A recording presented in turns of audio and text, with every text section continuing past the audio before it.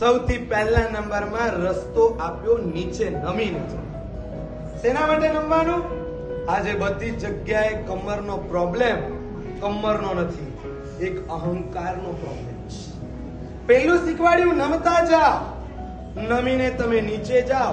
જ્યારે તમે નમી અને પછી જ્યારે તમે પ્રવેશ કરો છો ત્યારે તમારી અંદર પ્રભુની કઈક ઉર્જા પ્રગટ થાય છે. આ કારણ તો આપણું, પણ આ વિશેષતા કઈ? તો વિશેષતા એ કે તમે નમીને જાઓ. માટે માની લ્યો કે કોઈ શત્રુ એક સાથે આ તીર્થને ખંડિત કરવા કે તીર્થને નાશ કરવા આવે તો ઝૂકીને જવું પડે. હવે તલવાર હોય તો ઝૂકી શકે નહીં. માટે યા તો તલવાર પેલા બહાર મૂકવી પડે અને કાં તો અંદર આપી દેવી પડે અને પછી ઝૂકીને જાય. અને આવું કરવાથી એ સમયે તીર્થની રક્ષા કરવાનો થોડોક સમય મળે. નંબર 1. નંબર 2, તમે અંદર પ્રવેશ કરો ને એની બે બાજુ, ડાબી બાજુ અને જમણી બાજુ, બે બાજુ બે ગોખલા છે ઉભા રહેવા માટે. શેના માટે? કોઈ તીર્થમાં તમને આ જોવા નહીં મળે.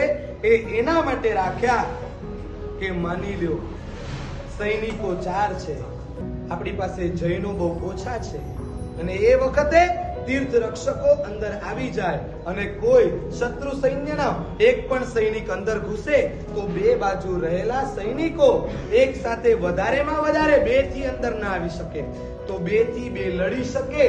માટે એ 2 ઝરૂખા રાખવામાં આવ્યા. એ પણ તમે જોજો, ઝરૂખા ઉપર છે, નીચે જમીન સાથે નથી, થોડા હાઈટમાં છે. કારણ પેલો વાર કરે ને એટલી વારમાં તમે વાર કરી શકો. નંબર 2. નંબર 3, ત્યાંથી અંદર પ્રવેશ કર્યા પછી અંદર જવાનો જે રસ્તો છે ને એ અટપટો છે, સીધો રસ્તો નથી. તમને રસ્તા 3 દેખાય છે.